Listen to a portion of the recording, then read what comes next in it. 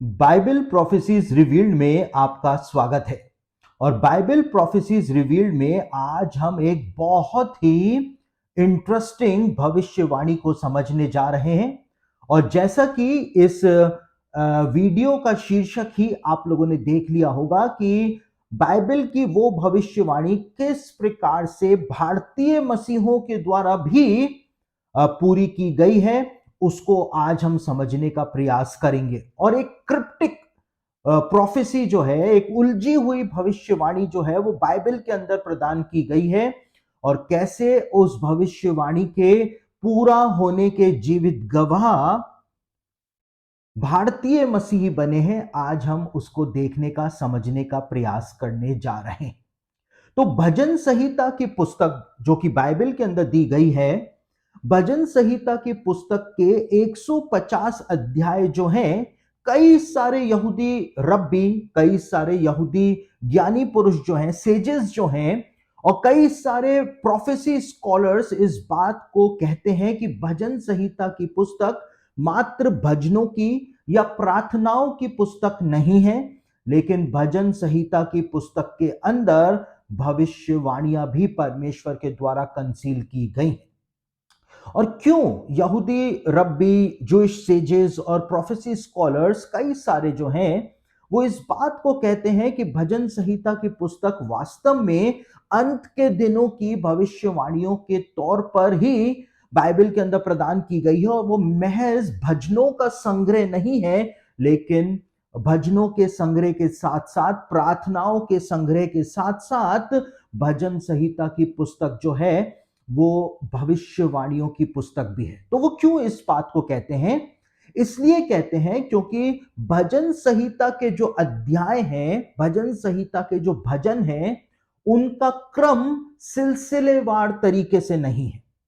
उदाहरण के रूप में भजन संहिता का सबसे प्राचीन भजन जो है वो है भजन नंबर 90। लेकिन भजन नंबर 90 को, जो कि पहले नंबर पर होना चाहिए था, उसको पहले नंबर पर ना रख करके उसको 90 नंबर के ऊपर रखा गया है क्रम के अंदर। इसी प्रकार से भजन संहिता का तीसरा अध्याय जो है वो 57th नंबर पर होना चाहिए था, और 57th जो है वो फर्स्ट नंबर पर होना चाहिए था। लेकिन हमको दिखाई देता है कि भजन संहिता के भजन जो है उनको उल्टा पुल्टा करके क्रमवार जो है वो सजाया गया है, संजोया गया है, ताकि एक क्रिप्टिक कोड जो है उसको उत्पन्न किया जा सके। और बाइबल के जो बड़े बड़े थियोलॉजियंस हुए, उन्होंने इस बात को बहुत पहले ही नोट कर लिया था। नोटिस में वो इस बात को ले आए थे कि भजन संहिता के अंदर कुछ तो छिपा हुआ है। इसी वजह से भजन संहिता के जो भजन है वो क्रम अनुसार या सीरियल वाइज जो है वो प्रदान नहीं किए गए। और एक बहुत बड़े धर्म विज्ञानी यानी थियोलॉजियन जो हुए, जिनका नाम था E.W. बुलिंजर। E.W. बुलिंजर ने अपनी किताब के अंदर भजन संहिता के ये भजन जो आगे पीछे, ऊपर नीचे करके दिए हुए हैं, उल्टे पुल्टे जो दिए हुए हैं, इसके ऊपर उन्होंने आशंका व्यक्त करी थी कि भजन संहिता की पुस्तक में वास्तव में कुछ छिपा हुआ है। E.W. बुलिंजर ने क्या कहा था, सबसे पहले हम उस बात को पढ़ लेते हैं। E.W. बुलिंजर ने कहा था, यह अवश्य ही कोई कारण है कि क्यों दूसरा भजन 72वां भजन नहीं है, और क्यों 90वां भजन जो कि सबसे प्राचीन है पहला भजन नहीं है।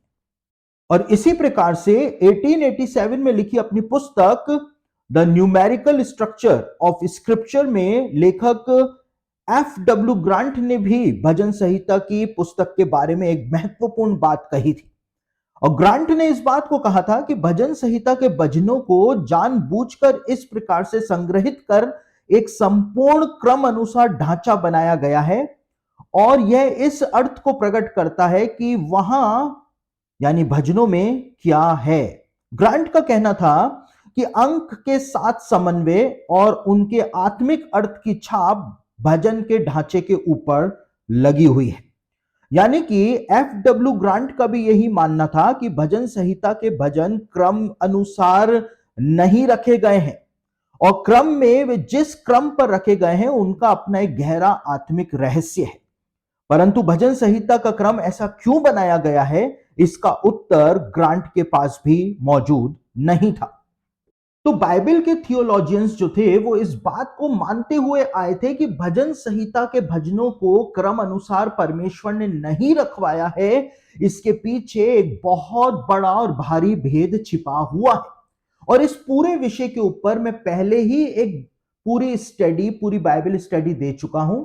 यदि आप इस पूरे विषय को बहुत ही ज्यादा गहराई से जानना चाहते हैं, समझना चाहते हैं कि एक एक भजन के अंदर क्या लिखा हुआ है, तो उस स्टडी को आप YouTube पर हमारे चैनल पर देख सकते हैं। उसका लिंक जो है आपको नीचे डिस्क्रिप्शन बॉक्स में मिल जाएगा, जहां पर वो पूरी बाइबल स्टडी जो मैंने बीते समय दी थी कि भजन संहिता की पुस्तक वास्तव में एक भविष्यवाणी की पुस्तक है, आपको वो पूरी स्टडी वहां पर देखने को मिल जाएगी। वो लिंक जो है डिस्क्रिप्शन बॉक्स में आपको मिल जाए।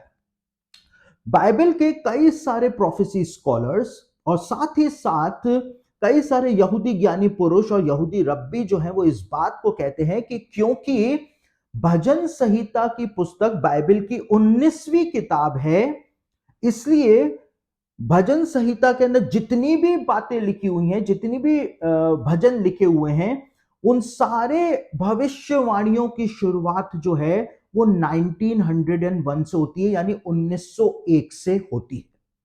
और वो क्यों इस बात को कहते हैं, इसलिए कहते हैं क्योंकि जो भजन संहिता पहले अध्याय के अंदर लिखा हुआ है बिल्कुल वैसा का वैसा यहूदी इतिहास में 1901 के अंदर हुआ था।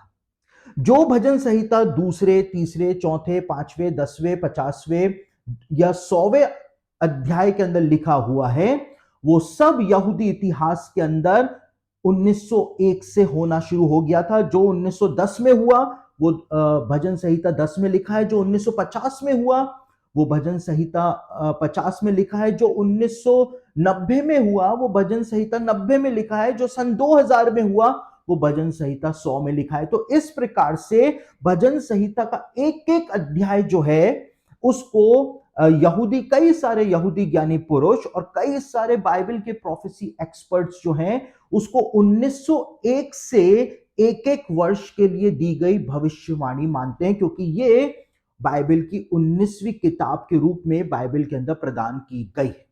अब ऐसा क्यों है, क्या वास्तव में ऐसा ही है? हमारे पास कोई भी डेफिनेट आंसर इसका नहीं है, लेकिन वास्तव में एक एक अध्याय जो भजन संहिता का है वो 1901 से हर साल के ऊपर सटीक बैठता हुआ, फिट बैठता हुआ हमको दिखाई दे जाता है। और हमारे पास कोई भी ऐसा हर्मेन्यूटिक्स का नियम नहीं है, हमारे पास ऐसी कोई भी थियोलॉजी का सिद्धांत नहीं है जिससे कि हम इस बात को साबित कर पाए या इसको हर्मेन्यूटिक्स के नियम के अंदर लेकर के आ पाए। हमारे पास ऐसा कुछ भी साधन नहीं है, लेकिन क्योंकि परमेश्वर ने ऐसा ही भजन संहिता की पुस्तक को बनाया है, इसलिए हमको भजन संहिता की पुस्तक के अंदर ये महत्वपूर्ण रहस्य देखने को मिल जाता है। उदाहरण के रूप में यदि आप भजन 48 को पढ़ें, 48 को पढ़ें, तो वहां पर परमेश्वर के नगर की बात की गई है। परमेश्वर अपने नगर के अंदर है और 1948 में ही परमेश्वर के नगर या इजराइल देश की 1900 सालों के बाद वापस से स्थापना की गई थी। साथ ही यदि आप 67 भजन को पढ़ें, 67वें भजन को पढ़ें, तो वहां पे लिखा हुआ है कि हे परमेश्वर तू अपने मुख का प्रकाश हमारे ऊपर चमका। और 1967 में ही 2000 सालों के बाद यरूशलेम जो है वापस से यहूदियों के अधिकार के अंदर आ गया था। और इसी प्रकार से आप हर भजन को पढ़ते चले जाएं और उसको यहूदी इतिहास से मिलाते चले जाएं, तो आपको एक अद्भुत भविष्यवाणी भजन संहिता की पुस्तक में देखने को, पढ़ने को मिल सकती है। अगर इसी क्रम के अंदर हम आगे बढ़ते चले जाएं तो सन 2014 की यदि हम बात करें और 114वां भजन को जब हम पढ़ें तो वहां पर 2 बार फसह के पर्व को याद कराया गया है। वहां पे लिखा हुआ है, लाल समुद्र के बारे में लिखा हुआ है, यरदन नदी उल्टी बही इस बारे में लिखा हुआ है। और लाल समुद्र को जब परमेश्वर ने खोला था उससे एक दिन पहले ही या एक दो दिन पहले ही परमेश्वर की आज्ञा से इजरायलियों ने फसह का पर्व मनाया था। और जब यरदन नदी उल्टी बही थी तब भी इजरायलियों ने फसह का पर्व मनाया था। तो भजन संहिता 114, जिसके लिए प्रोफेसी एक्सपर्ट्स कहते हैं कि वो 2014 के लिए दी गई एक भविष्यवाणी है, तो जब हम उसको पढ़ते हैं तो फसह का पर्व उस भजन के अंदर बार बार याद दिलाया गया है। और आप देख सकते हैं कि 2014 में ही एक ऐतिहासिक घटना घटी थी फसह के पर्व के दिन, जब ब्लड मून एक्लिप्स हुआ था। पूरी दुनिया के अंदर जो मसीहत थी वो इस बात की गवाह थी कि चांद जो था वो खून की तरह लाल हो गया था फसह के पर्व के समय। और यहूदी इतिहास में ऐसा माना जाता है कि जब भी ब्लड मून एक्लिप्स होता है तो मून जो है उसका मतलब होता है इजरायलियों का कैलेंडर। और जब चांद जो है वो खून की तरह लाल हो जाता है, इसका मतलब ये होता है कि इजराइल के ऊपर संकट आने वाला है या इजराइल का किसी देश के साथ युद्ध होने वाला है। और 2014 में जैसे ही फसह के पर्व के ऊपर ये ब्लड मून एक्लिप्स हुआ था, उसके बाद इजराइल का गाजा के अंदर फिलिस्तीनियों के साथ युद्ध जो है वो शुरू हो गया था। एक खूनी युद्ध की शुरुआत जो है वहां पर हो गई थी। तो हम देखते हैं जैसा भजन संहिता 114 में लिखा है, 2014 में बिल्कुल वैसा का वैसा हुआ। इसी प्रकार से जब हम 2017 में आते हैं तो 2017 के लिए जो 117वां भजन माना जाता है, उसके अंदर कुछ ही पद दिए हुए हैं और वहां पे सिर्फ परमेश्वर का धन्यवाद ही धन्यवाद किया गया है कि परमेश्वर का धन्यवाद हो, परमेश्वर की स्तुति हो।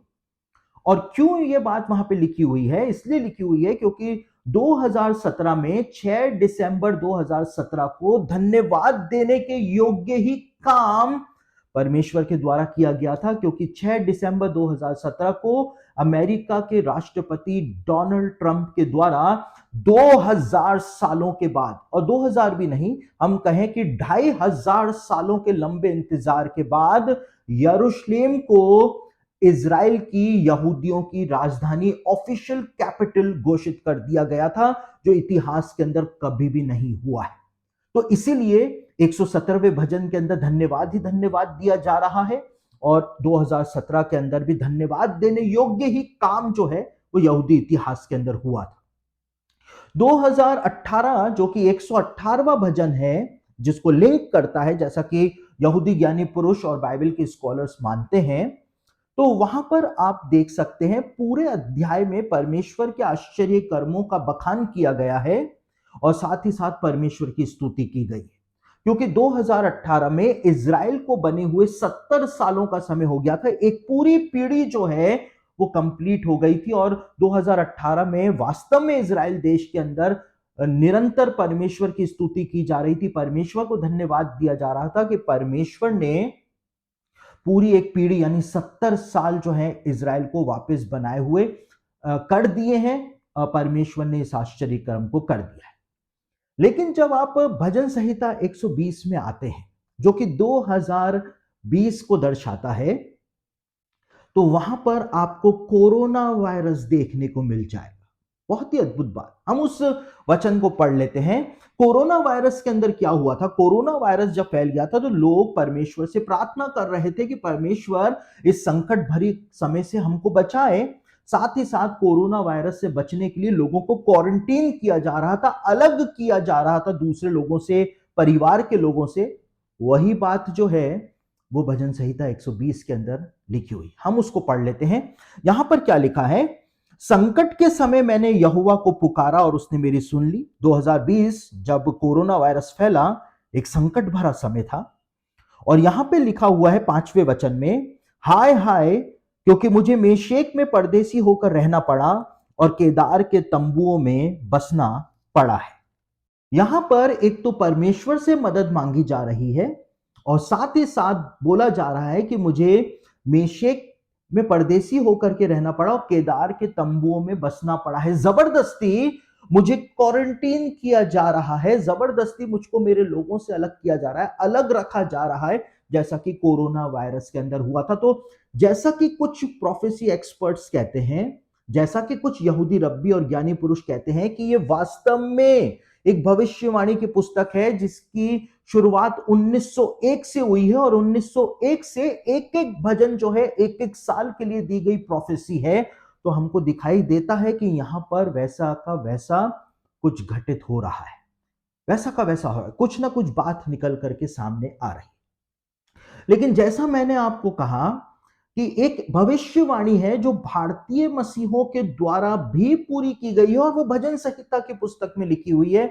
उसको भी हम एक बार पढ़ लेते हैं कि कैसे भारतीय मसीहों ने अपने जीवन के द्वारा, अपने कार्य के द्वारा बाइबल की उस भविष्यवाणी को पूरा किया है। 2 साल तक कोई भी इजराइल नहीं जा सका भारत से, क्योंकि लॉकडाउन लगा हुआ था, कोरोना वायरस फैला हुआ था। लेकिन 2 सालों के बाद 2022 के अंदर जब वापस से भारत से भारतीय मसीहों ने इजराइल जाना शुरू किया और हमारे साथ जो भारतीय मसीही इजराइल की यात्रा पर गए, और जब हम यरूशलेम में थे तो ये भविष्यवाणी जो मैं आपको बताने जा रहा हूं, इस भविष्यवाणी को मैंने भारतीय मसीहों को वहां पर समझाया था। और वो भविष्यवाणी क्या है, पहले हम उसको पढ़ लेते हैं। भजन संहिता 122 उसके पहले और दूसरे वचन के अंदर एक बहुत महत्वपूर्ण बात लिखी हुई है, जो कि 2022 के लिए दी गई एक भविष्यवाणी मानी जाती है। जब लोगों ने मुझसे कहा, आओ हम यहोवा के भवन को चलें, तब मैं आनंदित हुआ। हे यरूशलेम, तेरे फाटकों के भीतर हम खड़े हो गए हैं। यहां पर भजन संहिता 122 के अंदर लिखा हुआ है कि जब लोगों ने कहा कि आओ परमेश्वर के भवन को चलें, इजराइल देश को चलें, यरूशलेम को चलें, तब मैं आनंदित हो गया और मैं गया लोगों के साथ। और दूसरे वचन में लिखा है कि हे यरूशलेम, हम तेरे फाटकों के भीतर आकर के, अंदर आकर के खड़े हो गए। जितने भी भारतीय मसीह हमारे साथ गए थे, यरूशलेम की जो प्राचीन शहरपना है, उस प्राचीन शहरपना के अंदर फाटक लगे हुए हैं आज भी। और जब भारतीय मसीही मेरे साथ थे, हम टूर लेकर के भारतीय मसीहों का गए थे 2022 में, नवंबर के महीने में, दिसंबर के महीने में। और जब भारतीय मसीह हमारे साथ थे तो हमने, जब भारतीय मसीही यरूशलेम के फाटकों के अंदर खड़े हुए थे, तब मैंने उनको ये भविष्यवाणी बताई थी कि कैसे अपने जीवन के द्वारा भारतीय मसीहों ने इस भविष्यवाणी को पूरा किया है। हालांकि दूसरे देश के लोग भी उन फाटकों के अंदर थे, फाटकों से अंदर आ रहे थे, बाहर जा रहे थे, लेकिन किसी को इस भविष्यवाणी के बारे में पता नहीं था। लेकिन मैंने भारतीय मसीहों को जब इस बात को बताया तो भारतीय मसीही जो थे वो आनंदित हो गए, क्योंकि भारतीय मसीहों ने अपने आप को बाइबल की भविष्यवाणियों के अंदर पाया, अपने आप को भजन संहिता की पुस्तक के अंदर उन्होंने पाया। तो एक अद्भुत रूप से परमेश्वर ने भारतीय मसीहों को ये अवसर प्रदान किया, या ये गोल्डन अपॉर्चुनिटी प्रदान करी कि भारतीय मसीही भी, दूसरे देशों के लोगों के अलावा भारतीय मसीही भी यरूशलेम जाएं, 2022 के अंदर जाएं और यरूशलेम के फाटकों के अंदर आकर के खड़े हो जाएं। और जैसा कि यहां पे लिखा है, हे यरूशलेम, हम तेरे फाटकों के अंदर आकर के खड़े हो गए। तो इस भविष्यवाणी को भारतीय मसीहों ने पूरा किया था। और भारतीय मसीहों के लिए ये गर्व की बात है कि परमेश्वर ने हमको भी यह सौभाग्य दिया कि हम जा करके यरूशलेम के फाटकों के भीतर खड़े हो सके और बाइबल की एक क्रिप्टिक प्रोफेसी के पूरा होने के जीवित गवाह हम लोग भी बन सके। तो भजन संहिता की पुस्तक को भविष्यवाणियों की पुस्तक माना जाता है। एक एक अध्याय एक एक साल के लिए दी गई भविष्यवाणी है। अगर आप इस विषय में और ज्यादा जानना चाहते हैं, समझना चाहते हैं, तो मैंने एक पूरी पुस्तक के अंदर पूरा अध्याय इस विषय पर लिखा है। रब्बियों के प्राचीन रहस्य नाम की एक किताब है। इसके अंदर मैंने भजन संहिता के अंदर ये जितना भी रहस्य पाया जाता है उसमें पूरा एक चैप्टर लिखा है। आप इसके अंदर उसको पढ़ करके और भी ज्यादा गहराई से इस विषय को समझ सकते हैं। साथ ही साथ एक पूरी बाइबल स्टडी मैंने YouTube के ऊपर इस विषय में डाली हुई है, उसका लिंक आपको नीचे डिस्क्रिप्शन बॉक्स में मिल जाएगा। तो आप उस पूरी स्टडी को वहां पर भी देख सकते हैं। और उस स्टडी के अलावा यदि आप और डिटेल में स्टडी करना चाहते हैं इस विषय में, तो आपको ये बुक मंगानी पड़ेगी हमारे ऑफिस से। साथ ही साथ यदि आप भी बाइबल की भविष्यवाणियों के जीवित गवाह बनना चाहते हैं यरूशलेम में, इजराइल में जाकर के, तो मार्च 2023 में हम एक बार फिर से भारतीय मसीहों को इजराइल, जॉर्डन, इजिप्ट की यात्रा पर लेकर के जा रहे हैं। तो आप लोग चाहें तो हमारे साथ उस टूर का हिस्सा बन सकते हैं, हमारे साथ चल सकते हैं और बाइबल की भविष्यवाणियों के जीवित गवाह बन सकते हैं। तो यदि आप हमारे साथ मार्च 2023 में इजराइल की यात्रा पर चलना चाहते हैं और जीवित गवाह बनना चाहते हैं अंत के दिनों के, वहां पे देखना चाहते हैं कि बाइबल की भविष्यवाणियां कैसे पूरी हो रही हैं, तो आप तुरंत ही अपना रजिस्ट्रेशन हमारे ऑफिस के अंदर करा लें। जो भी पैकेज है, पैकेज की सारी जानकारी आपको हमारे ऑफिस से मिल जाएगी। ऑफिस का नंबर आपको नीचे स्क्रीन के ऊपर दिखाई दे रहा होगा। आप ऑफिस में कॉल करके सारा पैकेज जान सकते हैं, आइटिनरी जान सकते हैं और हमारे साथ मार्च के महीने में चल सकते हैं। तो अब देर किस बात की है, आप तुरंत ही अपना निर्णय लें। आपको अगर हमारे साथ चलना है मार्च के महीने में तो मन बनाएं, प्लान बनाएं, प्रार्थना करें और उसके बाद हमारे ऑफिस में कॉल करके सारी जानकारियों को प्राप्त करें। साथ ही साथ एक और बात मैं बोलना चाहूंगा कि यदि आप मुझसे कोई प्रश्न पूछना चाहते हैं, आप बाइबल को पढ़ते समय अगर कुछ समझ नहीं पा रहे हैं और आपको कठिनाई आ रही है कुछ पूछने के लिए, तो लोग शिकायत करते हैं कि पास्टर साहब हम आपसे कैसे प्रश्न पूछें। तो इंस्टाग्राम के ऊपर एक हमारा पेज है द वॉचर्स मिनिस्ट्री के नाम से, जिसका लिंक भी आपको नीचे डिस्क्रिप्शन बॉक्स में मिल जाएगा। आप इंस्टाग्राम पर हमको फॉलो कर सकते हैं और इंस्टाग्राम पर आप मुझको पर्सनल मैसेज भेज सकते हैं और जो भी आप मुझसे प्रश्न पूछेंगे, अगर उसका उत्तर मुझको पता होगा तो मैं तुरंत ही आपको उसका उत्तर प्रदान कर दूंगा। और यदि उसका उत्तर मुझे पता नहीं होगा तो मैं स्टडी करके और बाद में उसका उत्तर आपको प्रदान कर दूंगा, क्योंकि ऐसा तो है नहीं कि मुझको सब कुछ आता है, लेकिन कई जगह पर जो चीजें मुझको नहीं आएंगी तो उसके लिए अलग से मैं स्टडी करके उसका उत्तर आप लोगों को प्रदान कर दूंगा। और साथ ही साथ मैं आपसे एक विशेष बात कहूंगा, हमारा टेलीग्राम के ऊपर जो चैनल है उसको जरूर से सब्सक्राइब करें, क्योंकि जो हमारा टेलीग्राम चैनल है वो एक यूनिक मिनिस्ट्री हम लोग चला रहे हैं। बाइबल से रिलेटेड, बाइबल की भविष्यवाणियों से रिलेटेड जो वर्ल्ड न्यूज होती है उसको मैं टेलीग्राम पर अपने चैनल के ऊपर डालता हूं। आप हमारे टेलीग्राम चैनल को जब सब्सक्राइब करेंगे, बहुत सारे लोगों को समझ में नहीं आ रहा है हमारा टेलीग्राम चैनल, लेकिन मैं आपसे निवेदन करूंगा कि आप उस टेलीग्राम चैनल को जब सब्सक्राइब करें, ज्वाइन करें, तो आपको इतनी न्यूज मिलेगी जो कि बाइबल की भविष्यवाणियों को समझने में आपको सहायता प्रदान करेगी और आप बिल्कुल अपडेट रहेंगे कि दुनिया के अंदर बाइबल से रिलेटेड आखिर क्या हो रहा है। तो टेलीग्राम चैनल का लिंक भी नीचे आपको डिस्क्रिप्शन बॉक्स में मिल जाएगा। आप हमारे टेलीग्राम चैनल को भी सब्सक्राइब करें, इंस्टाग्राम को भी, हमारे पेज को आप लोग वहां पे ज्वाइन कर लीजिए और ताकि आप वहां पे मुझसे कुछ भी पूछ सकते हैं। और यदि आप हमारे साथ चलना चाहते हैं इजराइल की यात्रा पर, तो आप हमारे ऑफिस से संपर्क कर सकते हैं।